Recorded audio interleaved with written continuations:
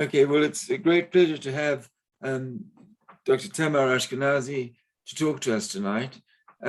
We've had a number of talks about different aspects of Israel in relationship to COVID-19. One of the main themes of this organization, the Jewish Medical Association, is to promote links between Israeli medicine and British medicine.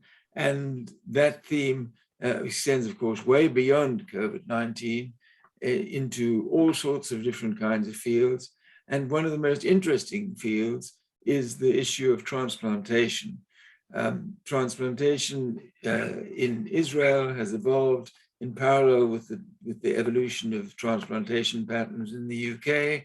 And yet, from what I've gathered in discussions, British doctors are actually not very aware of the details of how Israeli transplants work.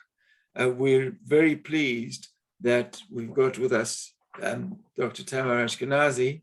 I know that she has relatives and links in Israel, in the UK, but I also know that we're very privileged that she's agreed to come and talk to us, because she really has played a leading role in this particular field and in the human issues relating to this field, as well as into the biomedical for many, many years. She's published widely on the subject, and I don't think she needs any further introduction beyond that to say, Tamar, we're very pleased you're with us, and I'd like to hand over to you to start with your presentation. Okay, good evening, UK, and good evening, my lovely family.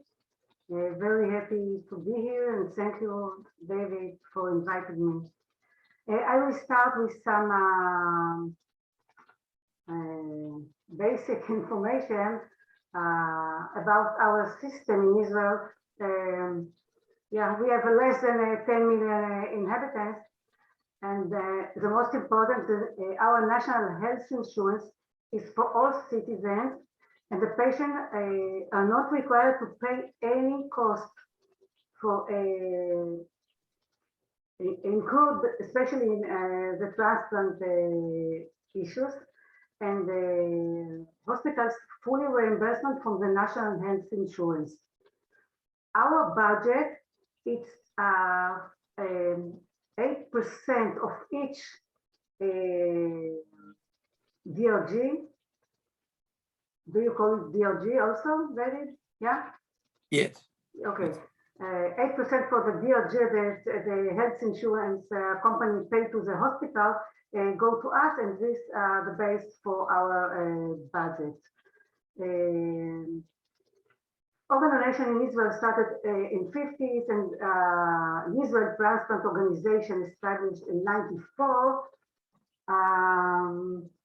And opting out, we have an opting in system. It means informed consent.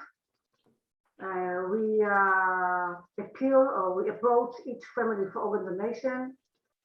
And we have 7 transplant centers, 6 for adults and 1 for children.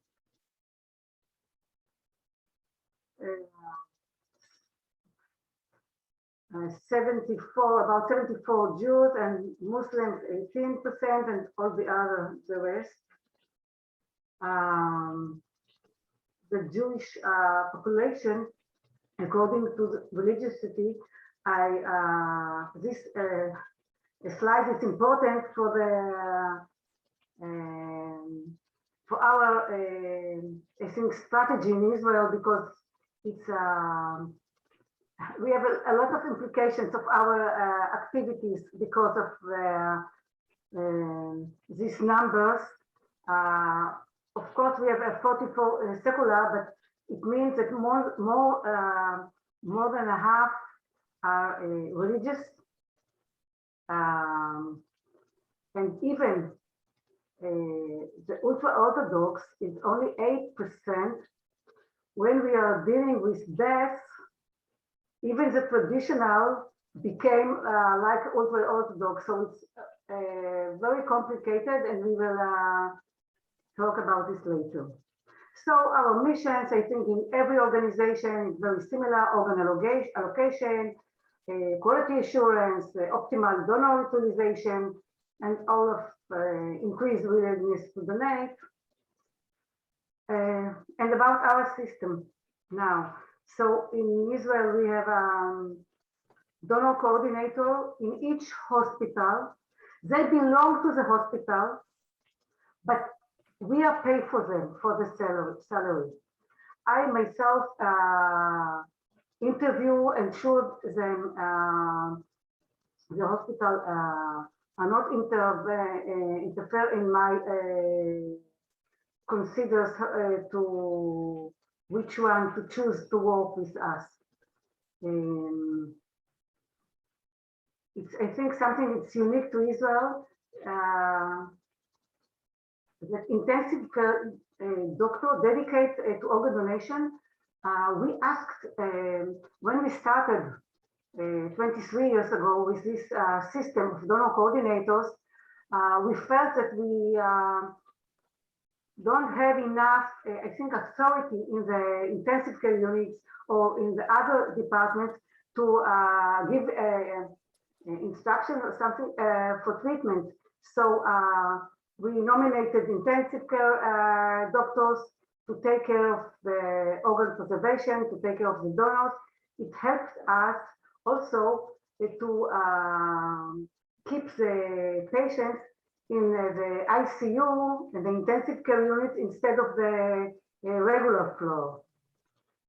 And our national coordinator, I do also the national coordinator, this job, and it's of course 24/7. And also something that is unique for us, that we have a national medical advisor, and he advises us for each rare disease or infectious disease or some unclear situations that help us to decide if the donor, we can continue with this patient as a donor or not. I know from colleagues in other countries that it's easy for them to give up and to say no, okay, to cancel the patient, but we have so few branded cases, so we fight for each one. Okay, our strategy, of course, was and still to examine the barriers to organ donation, and we found a strong positive relationship between signing an organ donor card with family consent at the hospital.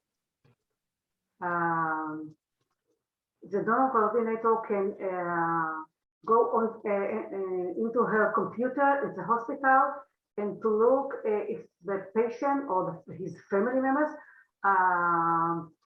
have an organ donor card, and we have, I think, a 29 consent rate from the people who keep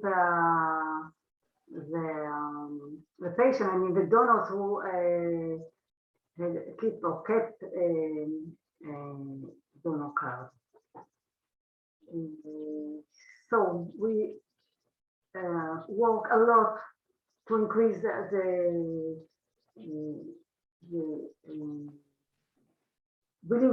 willingness to donate and the consent rate, and we give lectures in the army, schools, universities, general public, and of course the medical staff to increase the awareness. Also signing donor cards in public places. We have a lot of volunteers. But the factor that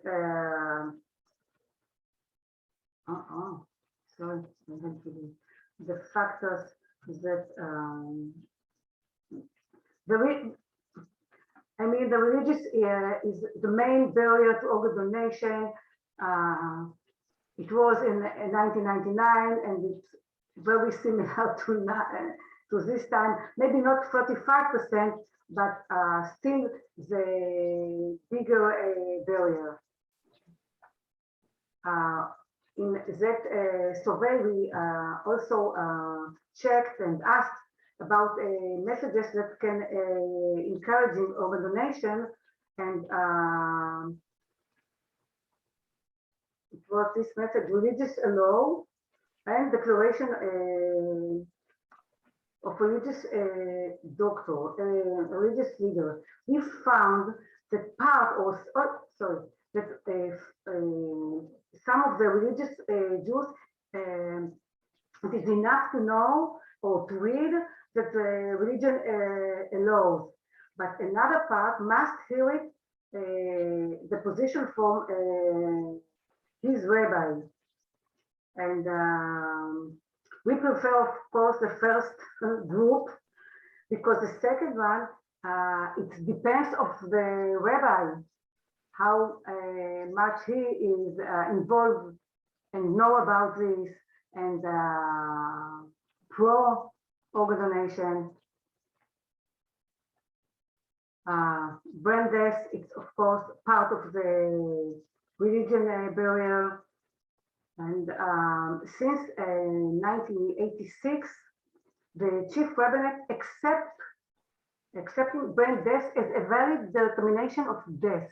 So this wasn't the problem. The problem was that they opposed to recognize brain death in the way that the doctors, yes, the religious people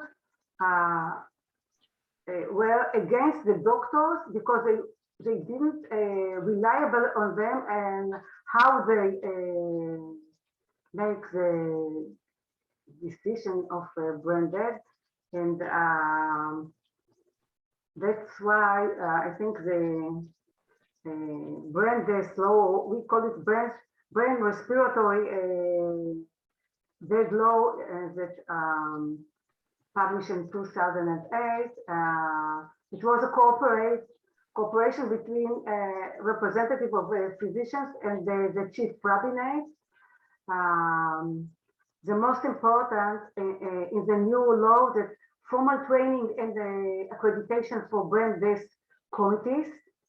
It means that the doctors in Israel, since then, that declare brain death, must have examination before and to pass them and to receive certificates, special certificates for brain death and special number. So they have two different numbers, one for the doctor and the second for brain death, to declare brain death. And also that it's compulsory performance of apnea test and accessory test. We can't avoid apnea test. Before the law, if the patient had we couldn't perform apnea test, we used ancillary test. But I don't know if it's the time to tell about the Jews for Shabbat, you know, all the big, I think, a lot of stone. If someone falls down and there is many stones on him, the Jewish law say that it is allowed to take the stones near the face, and if there is still breath, so it's pikuach nefesh to take all the stones. If no, it means if he died, is no breath from his nose, then it's forbidden to take all the stones. So that's why they told us that we can't replace the apnea test. That's it. Okay, so after this law, Ovadia Yosef, the very famous Sephardic chief rabbi, said that the law is according to the Jewish religion, the halacha, and the brain death is death. It was very dramatic for us, and from then, here the green is the track for brain death. The doctor informed the family about the suspicion of brain death when the patient is Glasgow coma-free. And then the donor coordinator start to be with the family. She gives emotional support and organizing all the testing. Ancillary test, when is approved, it means complete cessation of blood flow, then clinical examination by two senior trained physicians with a special certificate that I told you before. And then after brain death, we inform the family and approach for organ donation. The care for the donor family is special for traumatic crisis support. We use translators when we need religious leaders or others.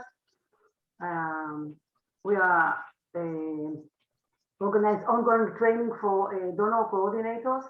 The donor coordinators in Israel meet every month, a few hours for case analysis, and then for news about from the field. And it's very important for our donor coordinators. It's for them, it's time to debrief, to make the briefing and to talk and to share experience, because in the hospital they are really alone with the family, with bereaved families, with death. So it's very good for them and important for them to share feelings. Okay, what we are doing with the family after this, we help the family with the donor family to with funeral arrangement. We prepare a thank you letter. The donor coordinator go to visit the family during the Shiva, and then she brings the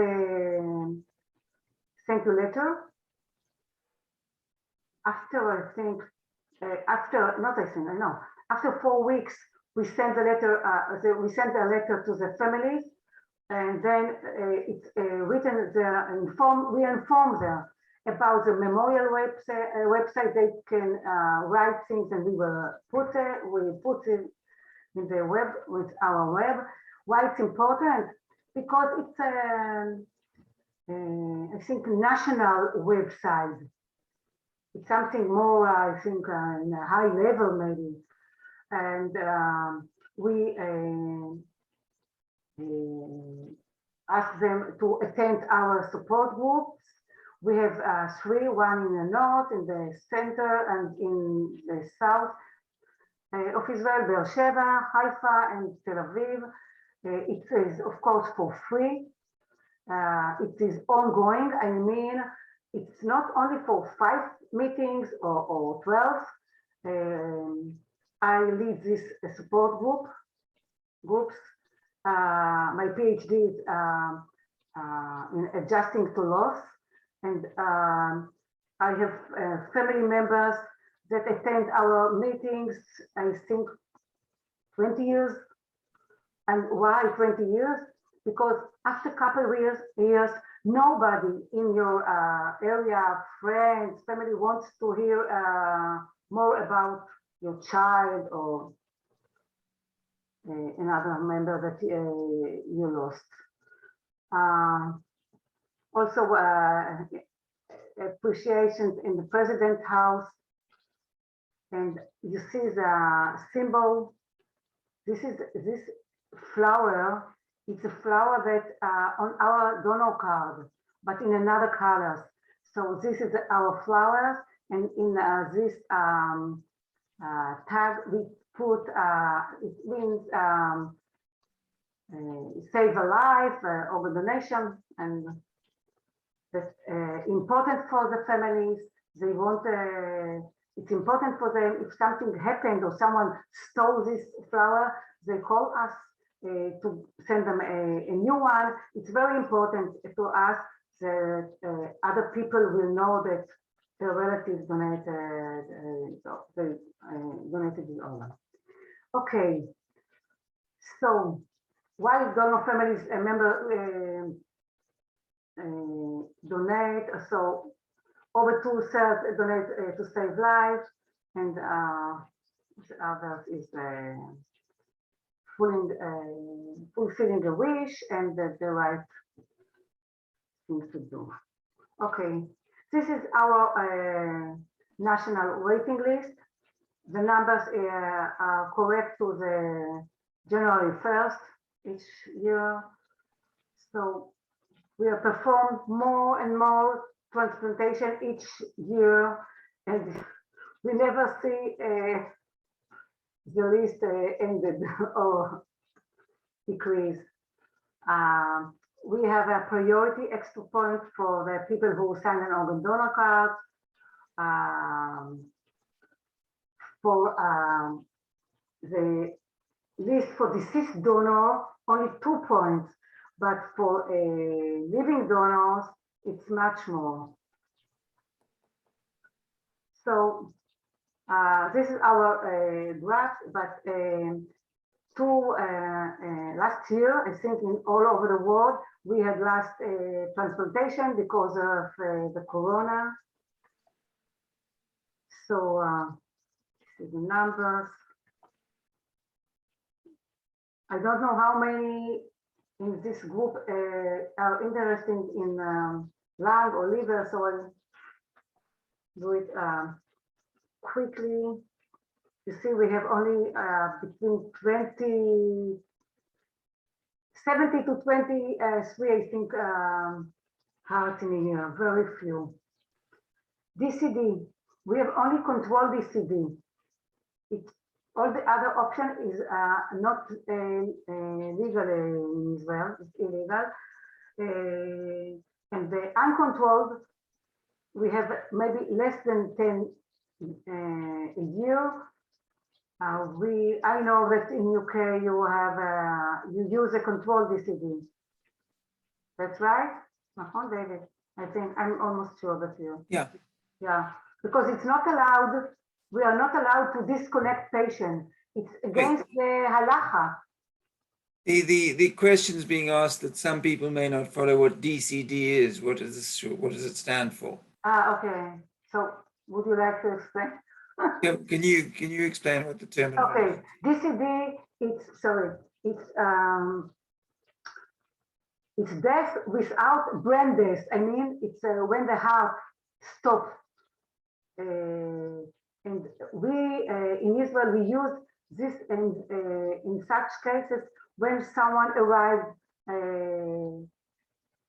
after heart attack or something to hospital, and during the resuscitation he died after 1 hour, or after when they feel the doctor that they did everything that they can to save the life, and the patient is dead. So they look at the time, and then there is 5 minutes not touch, and then some examination, and if there is and only that time they can take the kidneys. So now in this year, it was in the past. In this time, we prefer to ask for permission to put like a lines infusion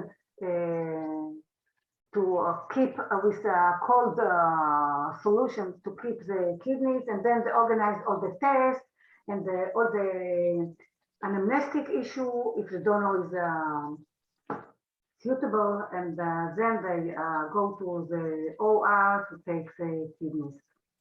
But in any, sorry, yes.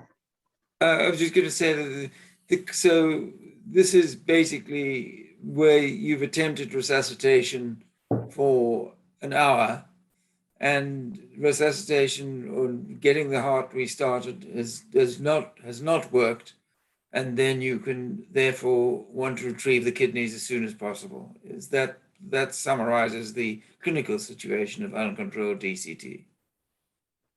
But the situation in most of many other countries, that they say to the family, okay, we are sorry, we can't help to your patient anymore, and we stop the treatment. And the family accepts this. And they disconnect the respirator from the, so it's forbidden in Israel. Yeah. Okay. Right. So this is a very important slide. We have here, it was difficult to put all the years here, all the 20 years, but we started with the yellow, from the cadaver was a higher column. And you see, and that it's quite different now. And the yellow is the smaller one, and the light blue is the higher. The light blue is a living kidney living donation, and we will talk about this now. Later, sorry, we will continue later about this. I want to talk a few words about what we are doing now in Israel with religious barriers in the Islamic and the Jewish population for deceased donor because the brand death law said that it's okay that brand dead is dead, it's according to the halacha, but they had some more requests. It took us 10 years to, I think, to agree about some points, and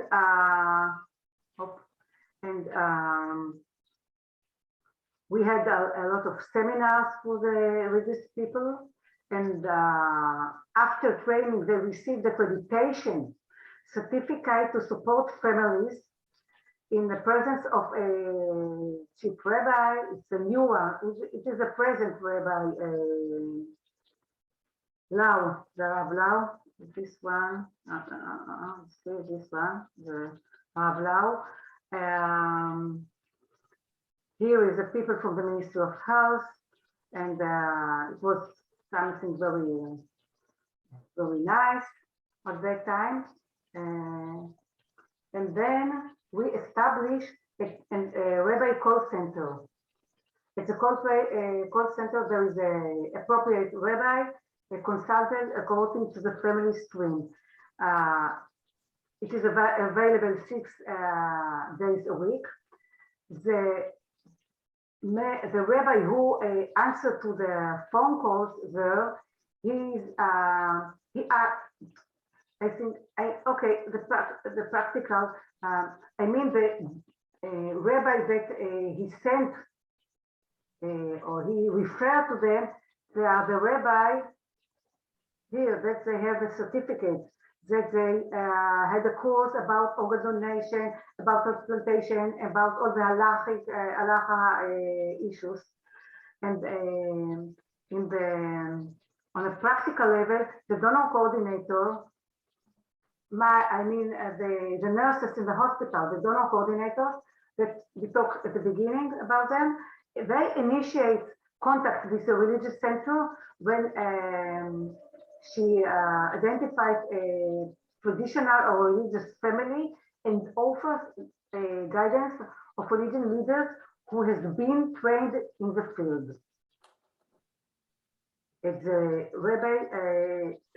The rabbi selects a rabbi from the same religious stream who come to the hospital and assist to the family in the branded issues and the decision to donate.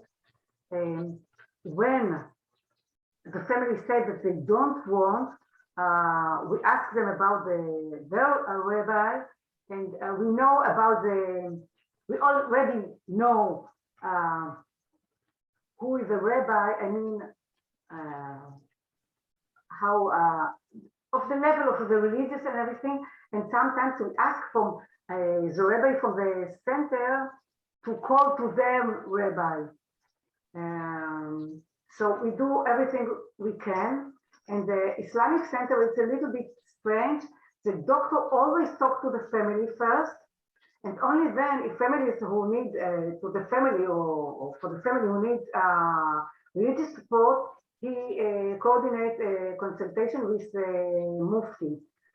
Why so? Because the mufti, this specific mufti is very difficult to get. So only he answers only to this doctor. So this is the reason. And only after this rabbi centers and all of this, the rabbi agreed to sign on a declaration that organ donation it's important and it's good to sign an organ donor card. And this is the rabbi and all of many. We had a campaign in the synagogue, and all the rabbi in the synagogue had to talk about this issue on one specific Friday. It was in April or March 2018, and from that time I think we have a little bit more organization from religious people. Okay, I just want to say that we also promote the issues by the awareness and the willingness to donate by using Instagram, and we uploading 1 week. And at the end, we have now 60%. I think 2018 or 19 we had 64, and we are still 60 till October. I hope till the end of this year we will have a little bit more, but we have so few donors, so you know it's tricky with the numbers. Okay, we continue to the living donation. You see the dramatic increase. We have a SWEEP program, related, unrelated, and the swap. Swap is a per donation program. When there is a family, where there is a patient in the family, and the donor not match with him, we have a pool for donor swap, special pool. We have internal in Israel we do, but many people with a very high level of antibodies. So we believe that when we make exchange with another origin ethnic, maybe we can find more match. So our first per exchange was here, but I will explain a little bit. We had an agreement based on a governmental state and of the both sides. First, we had to agree about the clinical and the ethical criteria, and the minister approval, and pairing and swap. And when there is a match, it's a virtual match for the first time. when we put all the data of the patient from both countries in a computerized in computer system, and we are doing the matching, we find pairs, but it's a virtual match. So we have to send a fresh blood samples by Federal Express or some of these delivery companies, and only when the serology tests are show matching, only at that time we start to organize the logistics, the day for OR, and also important from that about the CT disc that we send with the blood, because it's a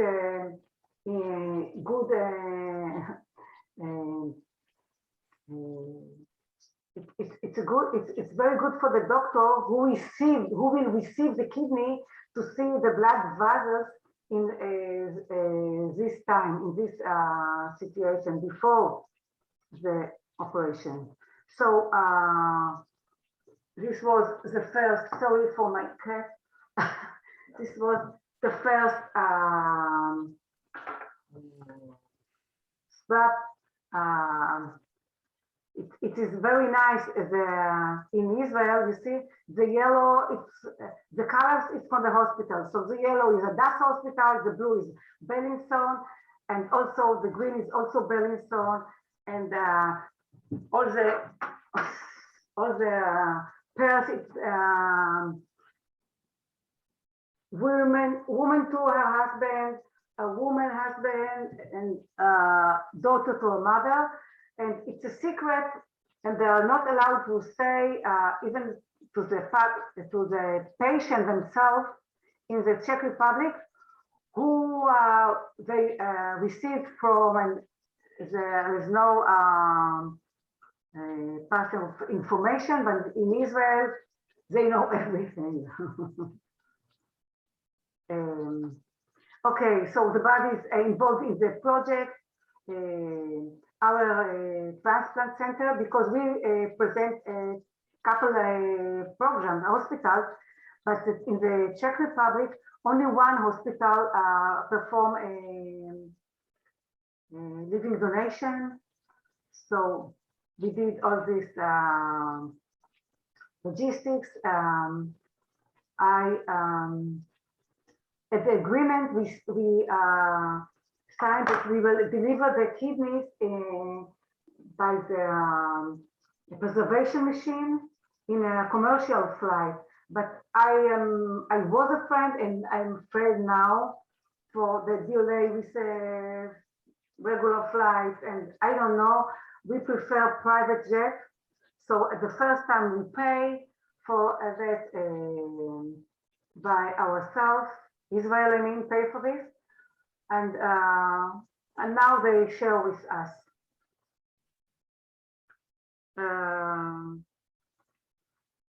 We of course involve the embassy and the press, media, and everything. And okay, we start at 5 a.m. in Israel always to the retrievals and nephrectomy, and then about 8:30.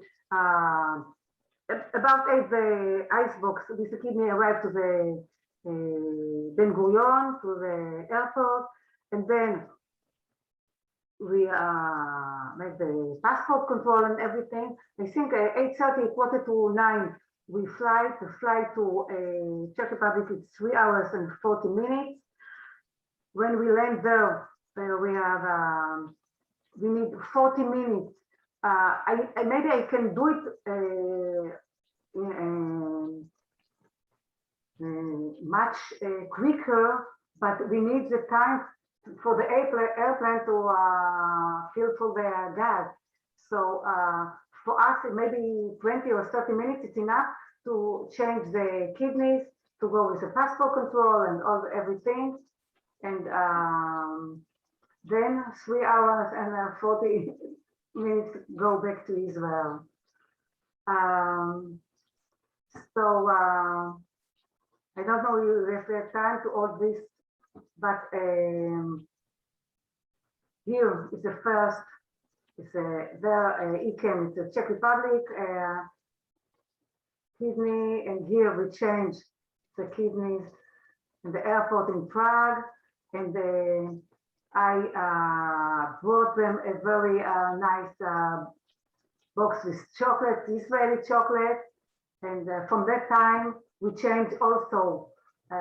They felt convenient. We said that we brought them something, and they didn't. So from then, each exchange, we exchange also chocolate. And the time is at 6:30. The kidney arrived to Jerusalem, and this is all the. This is the second. This was the second exchange with the Czech Republic. This is all the kind of exchange. We had a very long. It wasn't only exchange with the kidney with the Czech Republic. We also had a chain, local chain. We had 8 kidney transplant in this last September. And last July, sorry, not last September, September 20. And last July, we had the first exchange with Abu Dhabi. It was exciting. It was a very, very special story. We received in our office a phone call, and one of my secretary answered and said, Tamar, it's in English. Okay, I talked with a woman with an Arab accent, and she said that she has someone that she knows, or a relative, something from Abu Dhabi. I asked whether we have an international exchange. They said yes, and I had a phone number of the nephrologist from Abu Dhabi, because in September 20, we had the accord with the UAE, Israel signed the Abraham Accord. So I started myself to check the webs in Abu Dhabi, because I wanted to I thought about exchange with them, but I wanted to make sure that about to learn about the level of the medical system. And when I checked the CV of the doctors, I found that most of them had the fellowship or experience in the UK. So then I was sure that we can do something with them. So I knew the nephrologist for Abu Dhabi, and I sent to this woman the phone number of the nephrologist, and I wasn't sure if it is okay to give the private cell phone, but I did it, and then everything became very quickly, because that woman, she works at a bank there. She's 43, and she wanted to donate to her mother before she will start dialysis. So this reason helped us very much to push the UAE to sign an agreement, because they didn't do such before. So it was very exciting for us. And then this is the same, and I think maybe you saw this publication in the media. And last October, I went again to the Czech Republic for the exchange. And now we have a new matching, and yesterday a fresh sample from Israel arrived to Vienna, and from Vienna arrived today to Israel, and I hope that in 2 days we will get the results about the matching, and if yes, so in the beginning December, I think beginning of December, we will do the first time with Vienna. You see here, sorry, oh, no. Okay, sorry, I'm sorry. This is the last October, with the Czech Republic. The most important here, I'm sorry, I forgot to say, the most important is it's the first time that we exchange 2 kidneys each side, not one kidneys. So each time we have something new. It's very exciting. You see, 2 from Israel and 2 from the Czech Republic. And we have the agreements with all of this, but with I didn't, when I prepare this presentation, I didn't know that we will have this match with Vienna, and it's new for us. It will be the first time with Vienna. Vienna already works with make exchange with the Czech Republic. So it's very nice that we can do 3 countries together, because it helps us to make the pool bigger. But we are, I think, we give to the pool, I think we give more than 20 pairs, and they give, I think, each Czech Republic and Vienna gives each country gives, I think, maybe 7 pairs to the pool. So it's very nice here. It's summer here now, and I invited all of you to come to visit us. Thank you. Thank you very much, Tamar. And that there are several questions that I've got to ask you, which have accumulated along the way. The questions are about both the Israeli system and about the live donation system. And if I can just start off with the questions about the Israeli system. In Britain, the move was to the opt-out donation. Is there any move to have opt-out donation in Israel? And that's only the first question. One by one, okay, please. Yeah. So it is a very actual question, because our new Minister for Health, Mr. Horowitz, wants very much to promote opting out system. It will be a very, I think, problematic in Israel, because a lot, I know groups, even the religious groups, that now they are donating organs. Sorry. All of them, you know, the chief rabbinate or someone will tell them, go to sign on a refusal to organization. This is one issue. In my opinion, it's better to inform the people. I think it's more humanity. That's number one. Number two, the Orthodox rabbis in Israel have agreed to and found some way of overcoming resistance that the body has to be intact when it's buried and for resurrection, for Techiyat HaMetim. How have the Orthodox rabbis actually resolved that question? What do they say? It was, you know, I think I heard about the Techiyat HaMetim 20 years ago, but even the doctors, Haredic doctors, that agree with brain dead and everything, of course, they told me when I start this job 23 years ago, that if the Adonai, yeah, Yes. has the power to do the Tchiyat HaMetim, so he will also will give back the organs.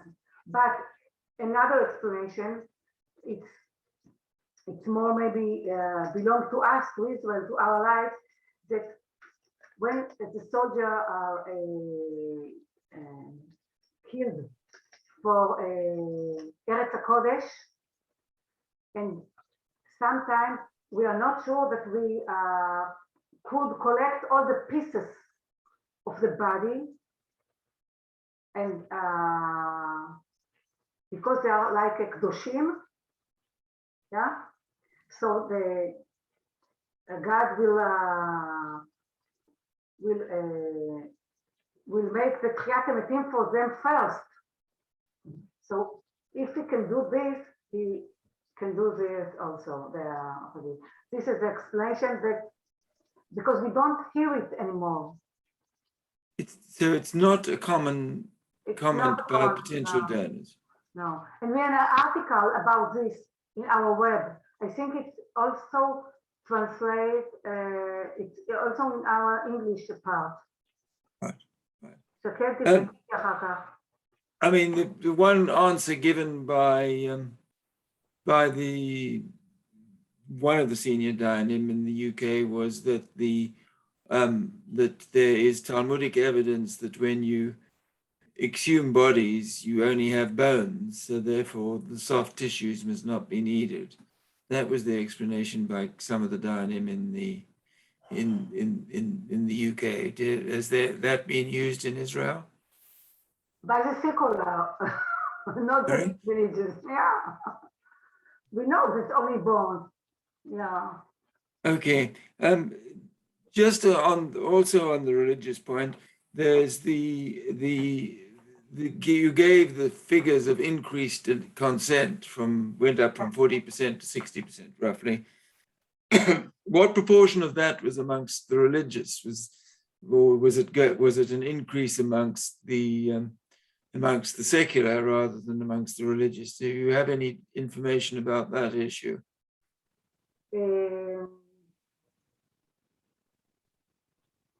I know from my practical work, because I am involved in each organ donation in Israel. Even the family refused. I mean, all the procedure till the decision.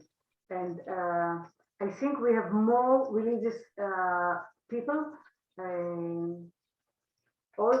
We say Kippah Toga. I think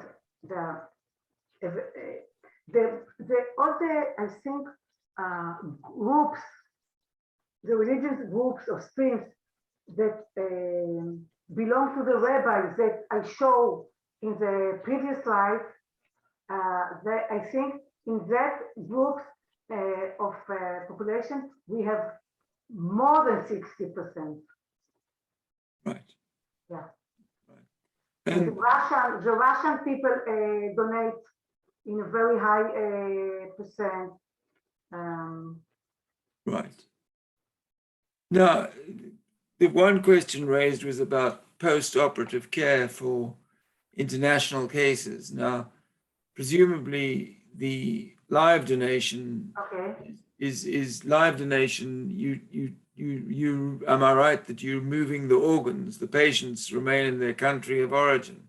The recipients and the donors remain in the country of origin in your live donation system. But there are people from Israel who get transplants in other parts of the world. How are you handling? Do you have to look after those people when they come back to Israel? If people receive a transplant in the Far East, for example, there was at one stage a considerable amount of Israeli donation. You are talking about transplant tourism? Sorry? You are talking about organ trafficking, about transplant tourism? Yeah, transplant tourism. Okay, yes. okay. Yes, they receive treatment here. Yes. They receive the treatment, yes, of course. But we are they asked for payment from the health insurance company, and the health insurance asked us. And when we write to them about the countries that we know that there is, for example, Sri Lanka, now it's another area popular, I think, not Uzbekistan, or some of, countries there. We don't agree. We tell to the health insurance to do not pay reimbursement for this forbidden transplantation. This is one. Also, we report about them, and now it's obligation. It wasn't before for the doctors, for the nephrologists who make the follow-up here, to report to the Council of Europe. We are not a member, but we are observer there, and we are report to them anonymous, but about the date, about the country, and because we are part of the organizations in the world that start to stop this organ trafficking. Yeah. Right. The reward system for families who have donated or families who have given consent and so on is we're often told that's a completely unique Israeli system. It's the only country in the world that operates. Does that work, and is proved successful as an incentive? This coming weekend, we will have the National Congress of the Transplant Society in Israel, and I will present a new research with the donor families, and I compared with the families who attended the support group and to the family members who didn't, and we had a very nice results. But I will first. Sorry? So the reward system works, you think? Yes, I'm sure. Because there's always question about how you choose the family members, for example, who get priority. Is it children, parents? How close does the family connection have to be to get the reward? So, I'm not sure that I understood. You're talking about the support group? No, I'm talking about the reward system. Now the priority? The priority reward system, yes. System. Okay, so for deceased donor, the immediate family will get a priority if they will need,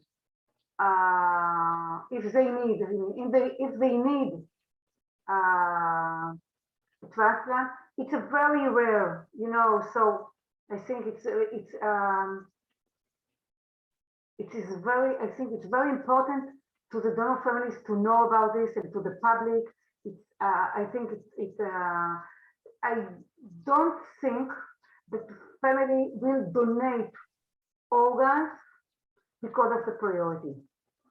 I can't say so, but I think that they feel very good when they get to the medical system and they receive something from the medical system. I think so.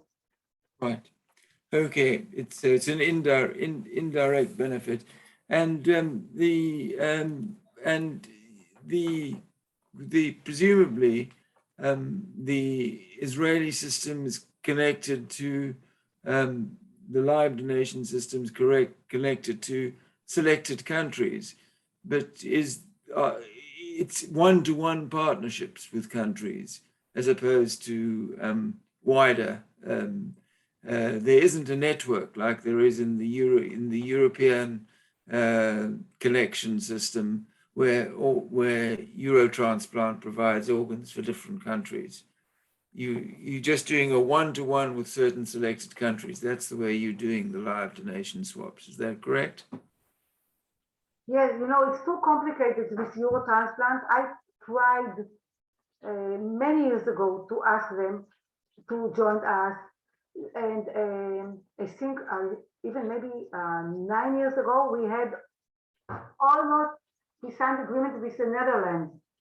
But then the Belgium people say, why with Israel? It's so far. We are your neighbors. Ta, ta, ta, ta. So now they change between them. And there are some countries that they have so many kidneys from deceased donor, so they don't need from living. For example, I think the waiting time for kidney in Spain, I think it's 7 months. That's all on the dialysis. Yes. And in Belgium, I think 1 year and 3 or 4 months. And in Israel, 5 years. So we have a huge incentive to go to living, to move to increase the living donation. Many religious people are altruistic because we have more altruistic donors than from the family. And from year to year, the altruistic donors became a bigger group. Yeah, it's like a very huge mitzvah. Is there any attempt to organize a live donation scheme with the British Tissue Authority or Transplant Authority? Yeah, we welcome. Yeah, why not? So, but have you made any initiatives along those lines? Not yet. I try, no, not yet, because I don't think that, I start with relationship with countries that I believe they need and will want to work with us. Why UK will want us? Why not much closer countries? I don't, you need to find some incentive. You know that after this publication of the exchange with Abu Dhabi, there is a renewal organization. It's a Jewish organization in New York, and then they help to patient to find donor. They learn about the patient and help them what to write on posters to put in synagogue or church, or and they wanted very much. They still, I think, not wanted, they want to work with us, but it's very far. It's 14 hours, and there is each country has her own law.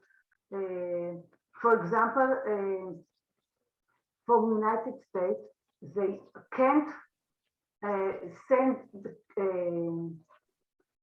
so they can't receive a kidney from Israel. We need to send the donor there, and so it's problematic. And I asked German to join us, because our ethical, we make our ethical and their ethical requirements are met, and they are not allowed to make exchange per donation between regions in Germany. So we can do with them. Well, I think it's well after 11 o'clock at night now for you. And just wanted to say thank you very much for taking the time to prepare and to present this information for us.